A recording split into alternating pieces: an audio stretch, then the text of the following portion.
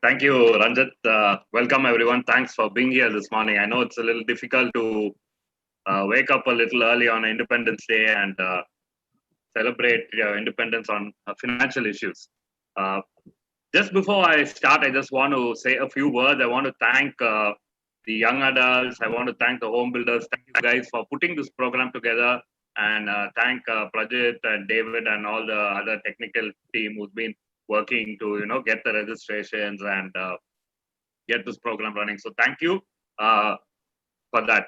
I just want to just give you a brief of what I've been doing before we get started, and I'll just let you know that I have been in the business of portfolio management and stock broking for I think 26 years now, and over the period of time, over the last 20 odd years, what I generally find is that I would have come across, I think, about 2 to 3 lakh of investors or clients. And I just probably will name a handful who've really been successful. The problem is why they're unsuccessful is because they don't know what they want. They don't know how to time your investment. They don't know how to plan in terms of risk and return. And therefore, we have a big problem. And basically, we see in a community around us that either people are too money-centered or they are not at all money-centered.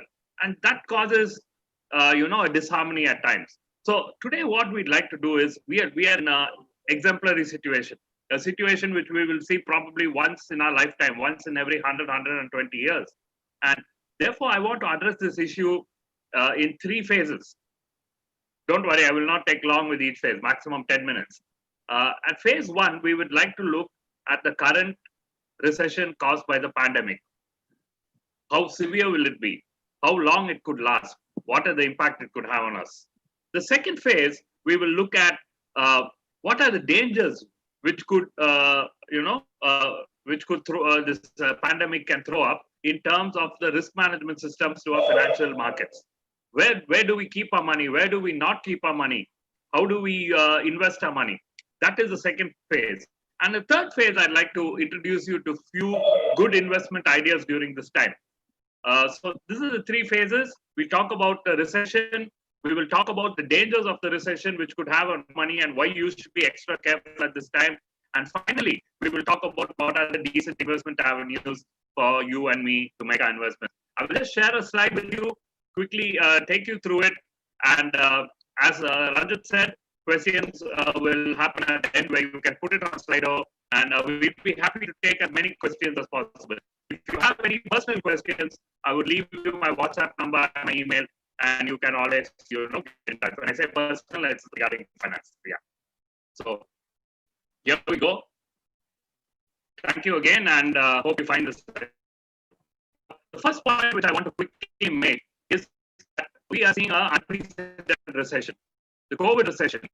And the question many people have in their mind is, how long will it last? How severe is it going to be? And those questions can be answered only by comparing it with a recession which happened some time back. And if you look at India, you see that in the last 20 years, we've had 2 recessions. In 2001, we had the dot-com bubble. The dot-com bubble was the time when, some of the IT companies floundered and Satyam Computers went bust. And in 2008, we had the Lehman Brothers crisis, which hit America, which hit banking system, and many banks were in their last legs. They were standing on their last legs. So these 2 recessions were, fortunately for us, restricted to one particular industry. But the COVID recession, which we are seeing today, is spread across all industries. Just the severity of the recession is that India, when we made a prediction in March, we said GDP, our growth will slow down from 5% to -1. We slowly shifted the goals from -1 to -5. And now you're hearing predictions of GDP growth being -9, 9.5. So the severity of the global recession, of the recession in India, I think is yet to hit us. We will see the most severe pain in the months of September, October, November. And the Great Depression had a lot of similarities to this. We are seeing the recession today with the pandemic.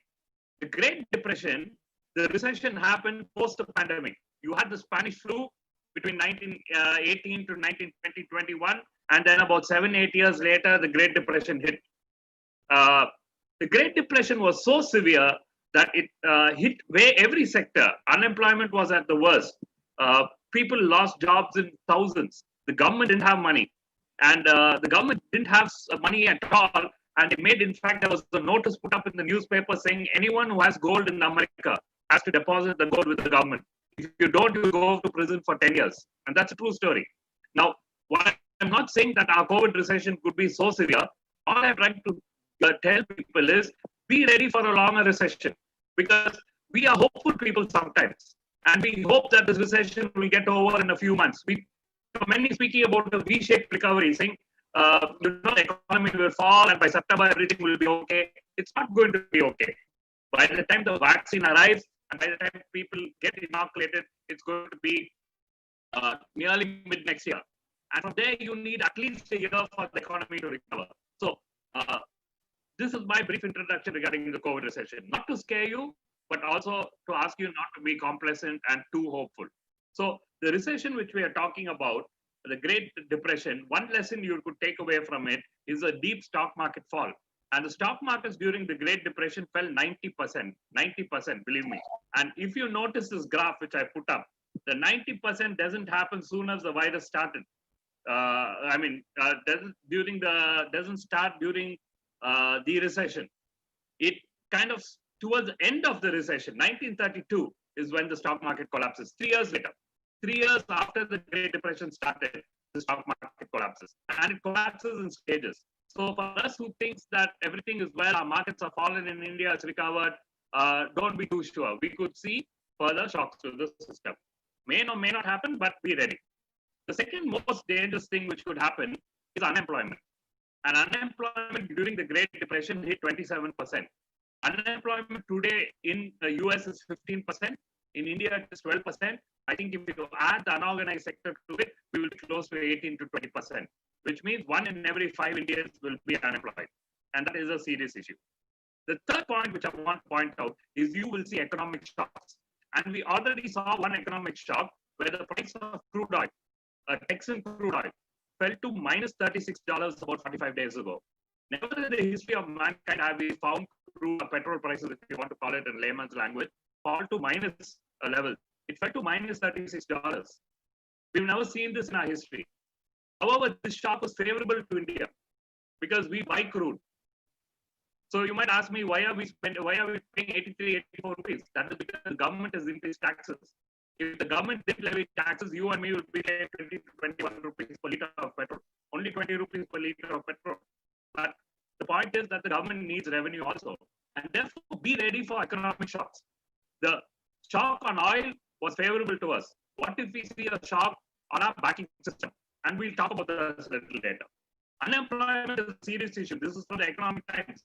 And if you look at the prediction, they say travel and tourism, 55 million people working, 38 million people will lose jobs. Automobiles, 5 million people working, 2 to 3 million will lose jobs. Restaurants, 7.3 million working, 2 million people already have lost jobs. Education, 18 million people working, 4.5 million have lost jobs. So you're looking at a serious crisis at this moment. The only good news seems to be coming from educational technology and a little bit of banking and finance. But you're looking at a serious unemployment issue. And the big question which we all ask, how long is this recession going to take? And if you look at this last graph which I'm putting up on this section, you will see the recession ends that when these lines go above zero. When the lines go above zero, the recession ends.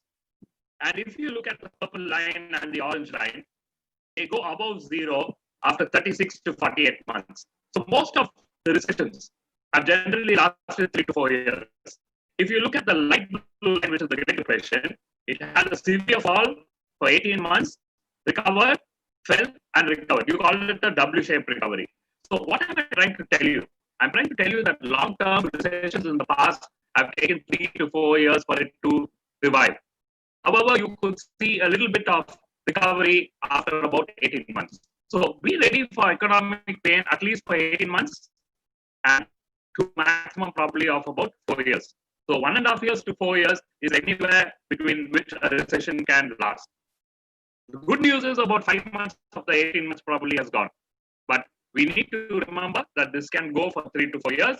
Past history has shown us that we've had recoveries in between, but the long-term recovery, it takes 3 to 4 years to happen. So those who are building, who are saving for this fight, who are saving to get over this recession, please play the long-term game. If it doesn't take so long, God bless us. But if it does, be prepared for 3 to 4 years with a minimum of 18 months. So let me move to my second point. What do I do now? In this being the situation, what can I do? How do I build my emergency fund? And economists all over the world agree that we need to have an emergency fund. An emergency fund means about 4 to 6 months of our household expenses. Expenses which we cannot be without. Rent, water, electricity, food, basic travel, maybe school, college fees. We need about 4 to 6 months of those expenses put together.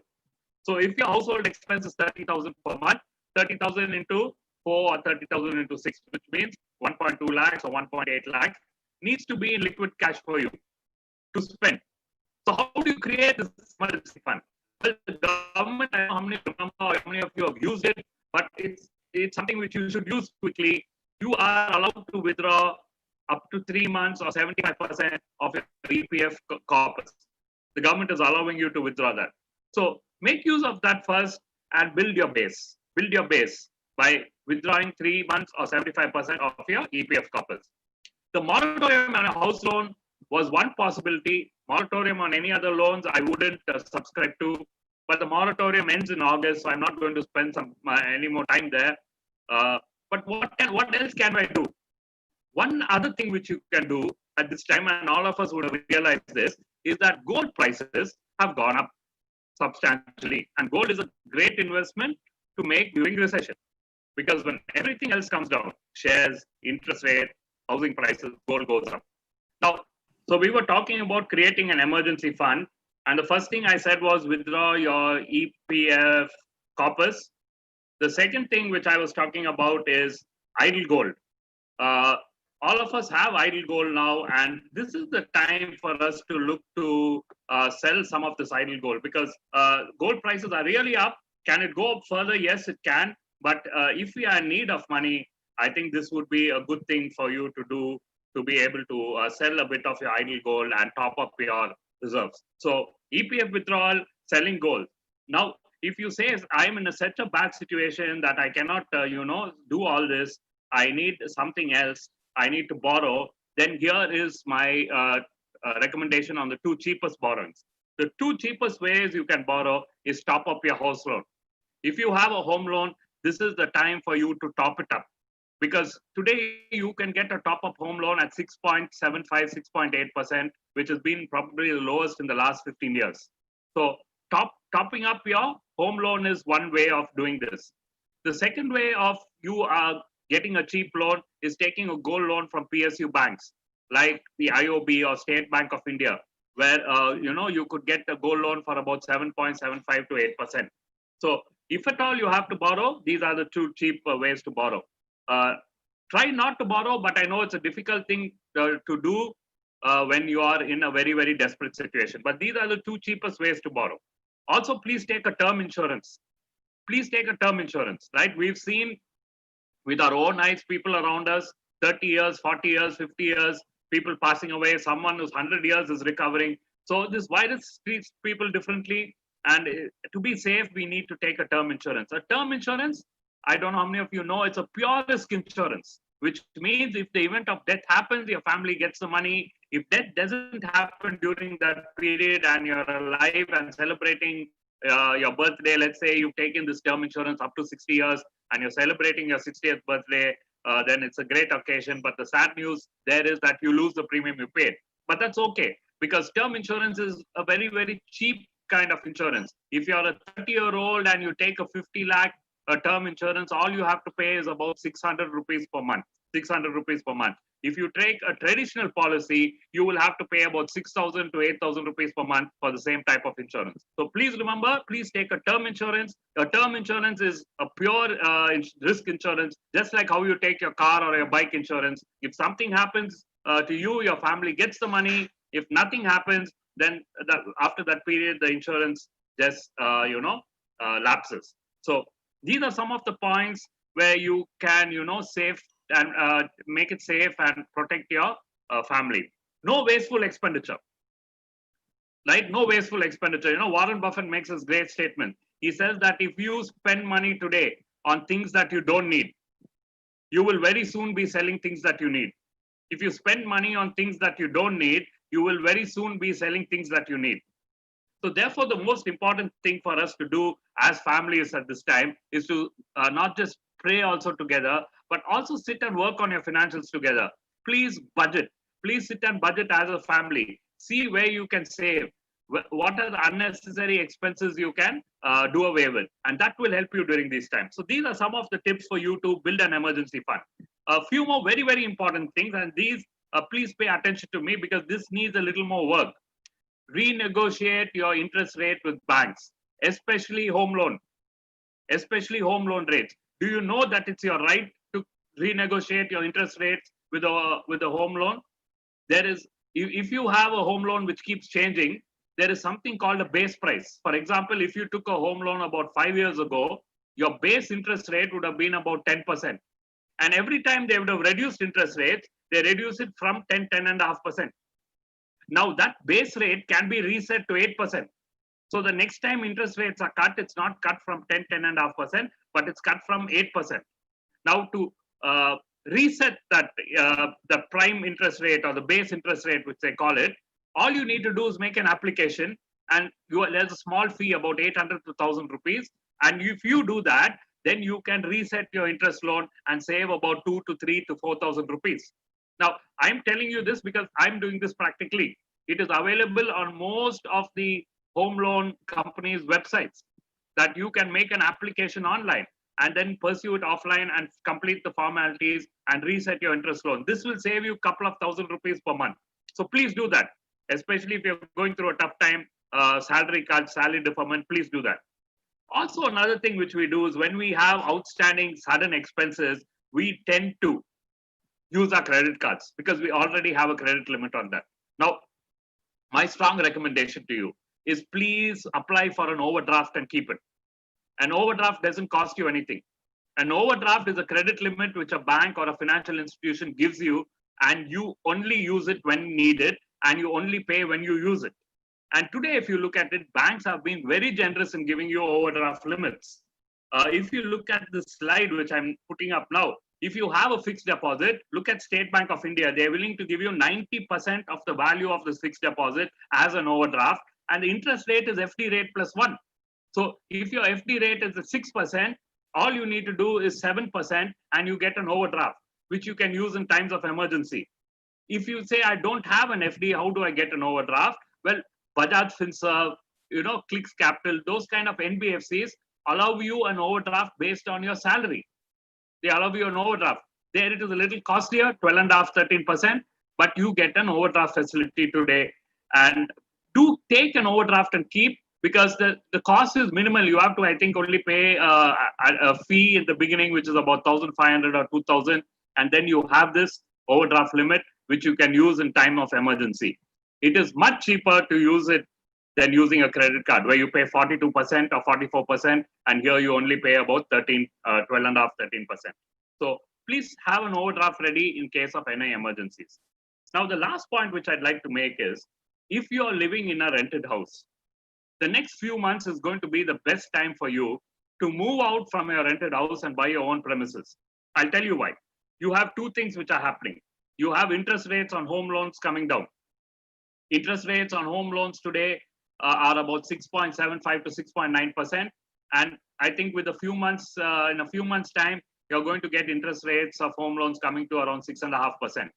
And you're also going to get housing prices coming down. Now, why am I saying with such assurance that housing prices will come down? Is because the government is pushing real estate companies to reduce the prices of apartments, villas, and sell them. Simply because all these real estate agents, all these real estate companies owe banks a lot of money. And if they don't pay the banks, the government has to support the banks with capital. And the government is not willing to do that. And therefore, they are now pushing real estate companies, and they've also warned them that if they don't reduce prices, the government will have to take strict action against them. So in the next 3 to 6 months, you're going to see real estate prices really falling. You're going to see interest rates at 6.5%. And at that point, if you move in from your rented property into your own property, you will make a savings not only on the monthly outgo of rent. In fact, I think your EMI will be slightly lesser than the rent you pay. You own an asset, and also you have tax benefits. You can claim up to 2 to 2.5 lakhs based on the interest outgo which you pay for your home loan. So you reduce your tax burden also. You get your own property, and probably a monthly outgo instead of rent, etc. You can pay an EMI which maybe will be equal or slightly even lesser. So this could be a great time for you to save on your rental income and move into your own property. Now, I want to come to a very, very important point. This is very important. How do we safeguard our money during this time? And there are a lot of risks in the horizon, right? Some of us who are in the system can see these risks very, very clearly. The common man, a lay person who doesn't pay much attention on finance may not see this.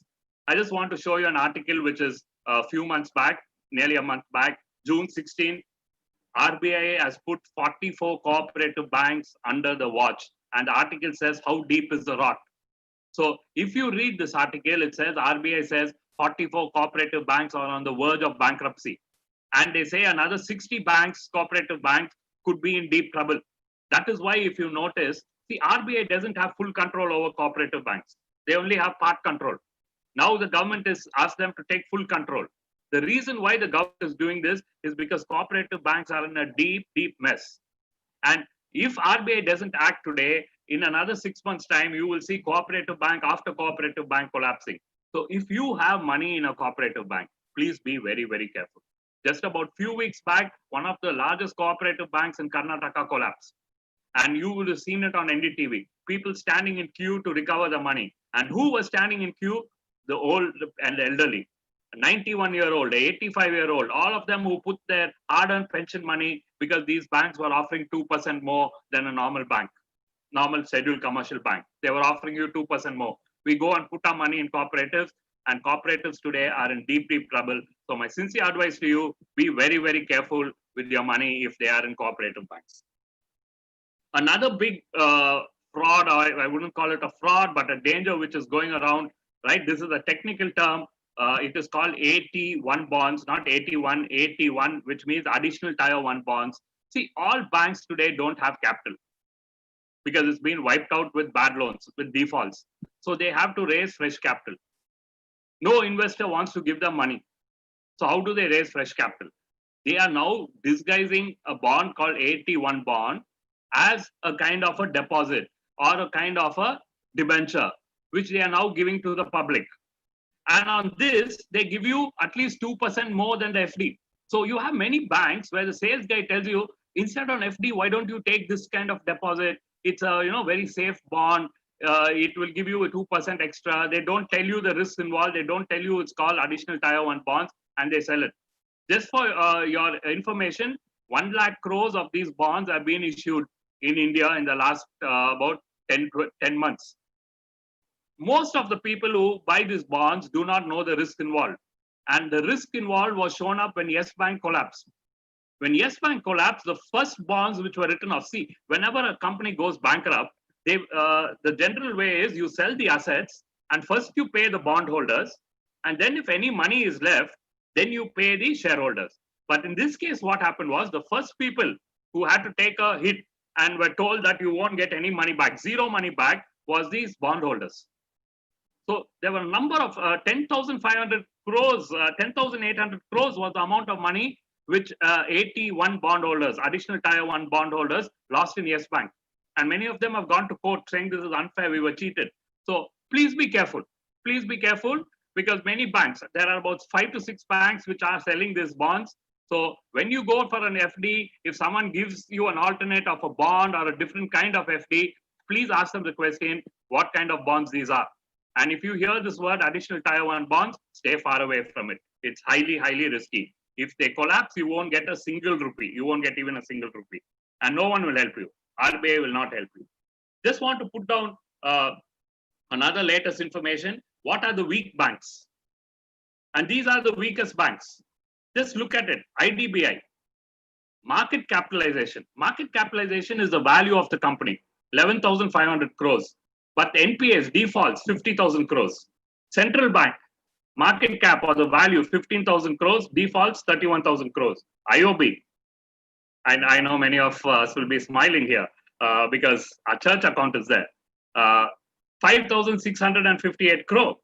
But the NPA or the defaults is 35,000 crores. Now, most of us will look at this and say, but most of these banks are all PSU banks. The government will take care.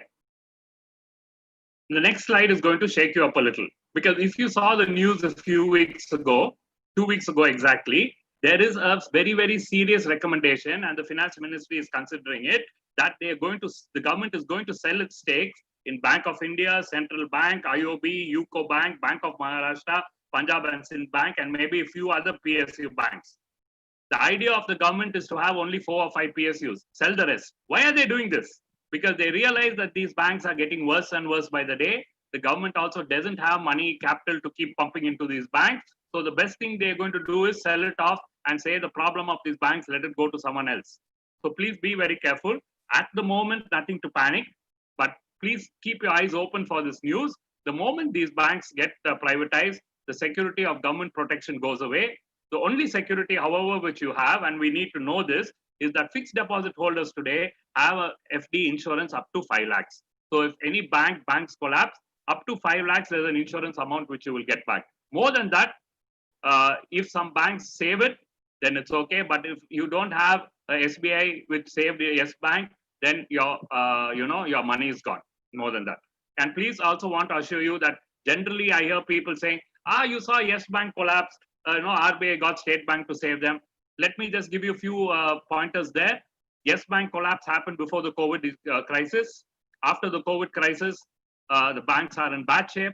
If you looked at yesterday's news, government has taken 57,000 crores out of RBI. Neither does RBI have the money, nor do other banks or institutions have the money to go and rescue some other bank. So this is not going to happen. That would be wishful thinking for us to take a risk thinking that we will somehow be rescued by someone. So be very careful. Be very careful of these cooperative banks, the additional tier 1 bonds. Be very careful. Keep your eyes open on these weak banks, which government is trying to sell off. Please be very careful on that. The corporate bond is another big danger. If you look at this, I just want to you to concentrate on this column. Risk of default if interest rates rises, they say is 27%, which means that 1 in every 3 corporates who issued debentures or bonds to the public will default. One in every 3 companies which have issued bonds. See, bonds are issued by the government and issued by companies. Now, the companies who issue bonds or debentures offer you 2 to 3% higher, even sometimes 4% higher than an FD. And most of us in our greed, we go and invest there without studying the company, without knowing whether it is safe. And now you are seeing them starting to default. In the last few months, you saw Vodafone Idea not default but delay. You saw Sriram Transport not default but delay. You saw Anil Ambani's companies defaulting. You saw Dewan Housing Finance, which was India's 3rd largest housing finance company, default. So be very careful when your banker comes and sells you corporate bonds also.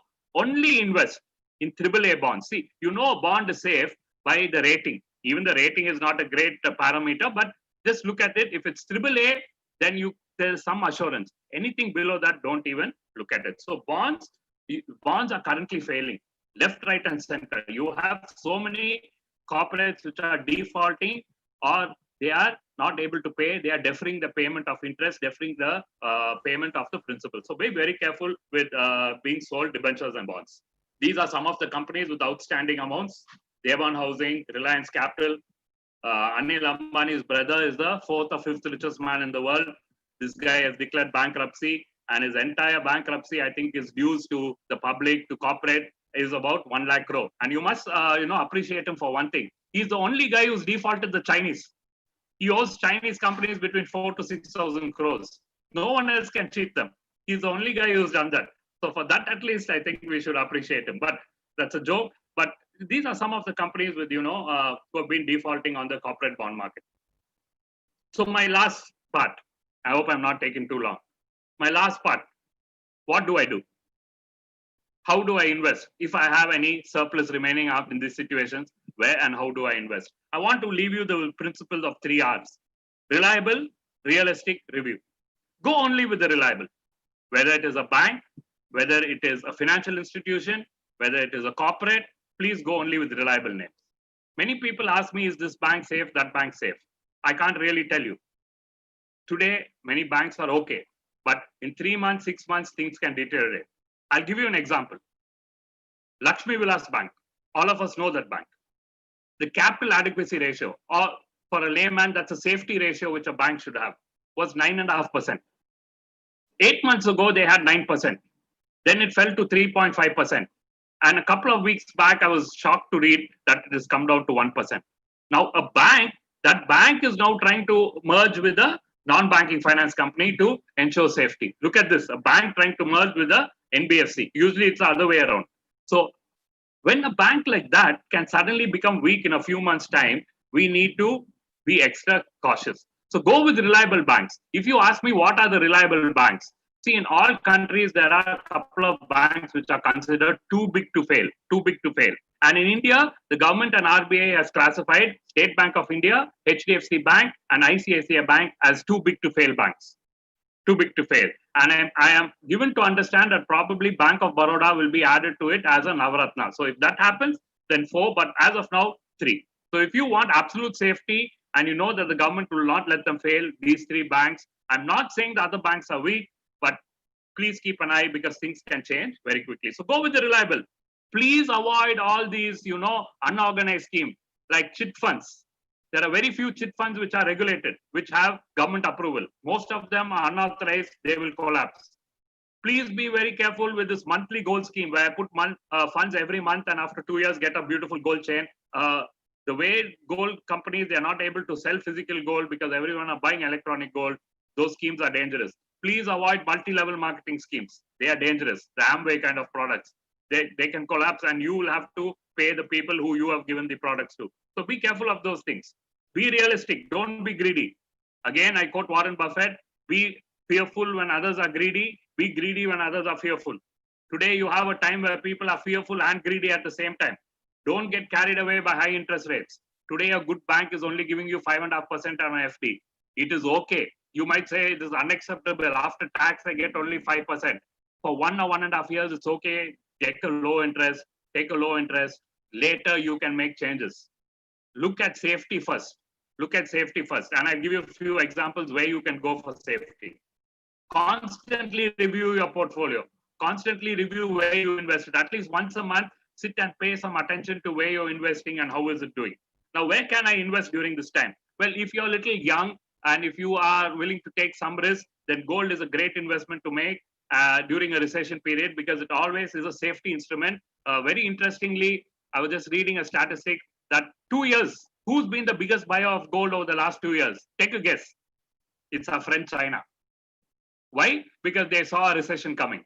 I wonder if they saw even the pandemic coming. But they saw a recession coming from 2018 and they've been buying gold. So gold does well in a recession. So, but if you want to invest in gold, don't go and buy gold jewelry for 2 reasons. One is once you buy it, your wife won't let you sell it. Secondly, if you buy gold jewelry, when you sell it, you have making charges, wasting charges. Instead, buy electronic gold. It's available on the stock exchange just like a share. It is called an ETF, exchange traded fund. Nippon Gold Bees is the fund I'm talking about. Nippon Gold Bees, that's most popular.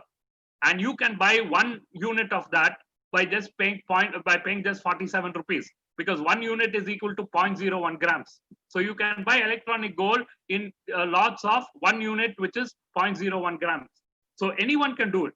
It's available to anyone. If you buy it today, you can sell it tomorrow. Liquidity, it's much, much cheaper and it's available at 0.01 grams. So electronic gold is a good investment to make. If you're young again, if you want to invest in the stock market, don't invest a lump sum amount. Do a systematic investment plan, which means you put up small amounts of money month after month after month and keep doing that year after year after year. Do it at least for 5 to 6 years and you will see good returns. Even if the market is falling, please do not stop. Please continue that monthly investment into a mutual fund. If you want some more information on which is a good fund, how much should I put in, you can take this offline or take it in the question session. But If you're young, when I say young, I mean 50 and below, you can start an SIP, but ensure you continue and do it for 5 years at least. Just to give you an idea of gold, I spoke about the 2001 recession. Gold was 375 rupees at the beginning of the recession. When the recession ended in 2005, you can see that gold went up to about 750 rupees, so 100% return. Then you're looking at a recession which happened in 2008. In 2008, when the recession started, the price of gold was about 1,250 rupees. When the recession ended in 2012, gold was 3,200 rupees, nearly 200% return. And then you can see when the economy started doing well, gold prices came down slightly. Not much, but it came down slightly. And in 2019, when the recession started again, gold started going up again. So gold is a recession-proof investment.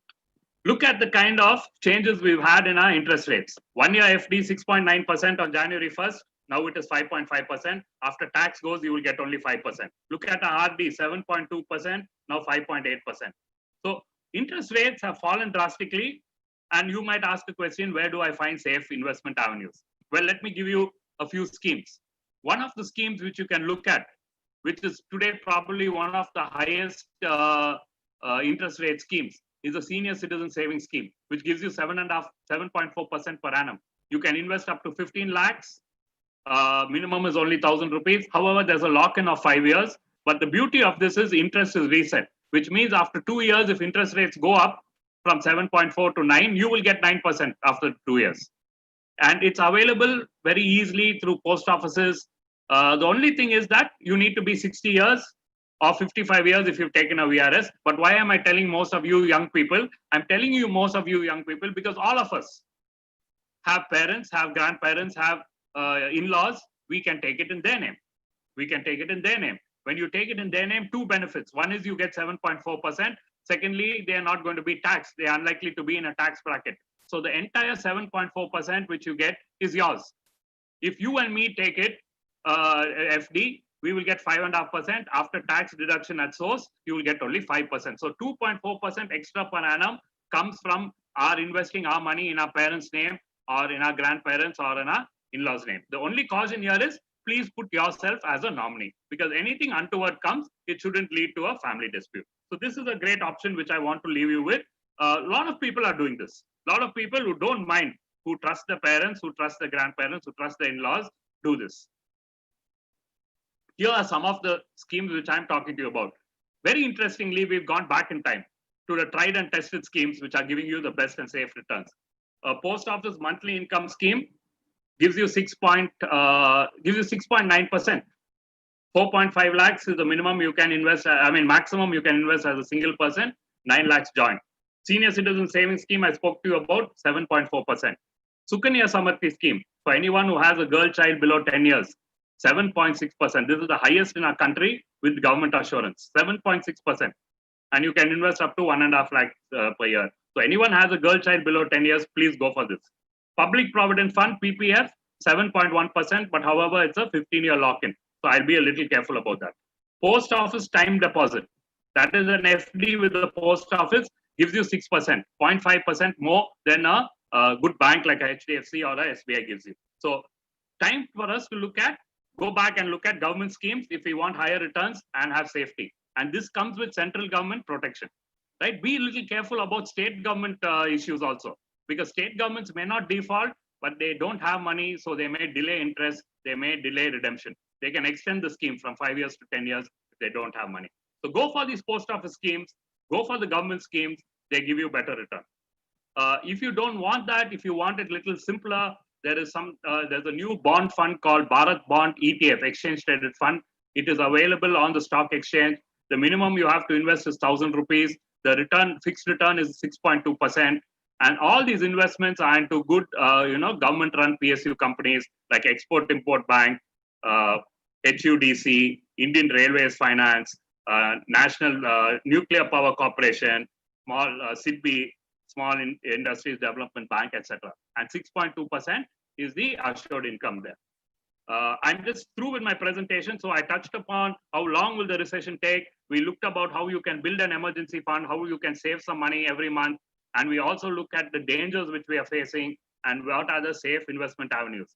So I hope the session which I did was practical. My wish to you is be very, very careful with your money. This is hard-earned money. Please be very careful. Trust in God. May He bless you. And as we, say, may His grace always be sufficient for you. That is my wish for you this morning. But please be cautious. Please be careful. And we will all come through this unscathed. This is my mobile number. Instead of calling me, I would appreciate if you WhatsApp, because most of the time we are doing sessions, not to boast, but just to tell you, we have educated about 14,000 people during the last 5 months on ways to protect themselves, and most of them have lost jobs. A lot of college faculty, school faculty who have 30%, 40%. There was one college where there's 90%, a salary cut. We need to pray for these people. They're going through such severe time. And we reached out about 14,000 odd, faculty, people who lost jobs, people who have salary deferments over the last 5 months. So happy to reach out to y'all also. Please take this message which you got today to others. I think Cyril will be waiting. I need to hand over the session to him. And he's going to be talking about how do you protect yourself as an entrepreneur, as a businessman. And you may contact me on my WhatsApp, or you can email me. This is my email ID. And happy to assist you at any point. So thank you very much.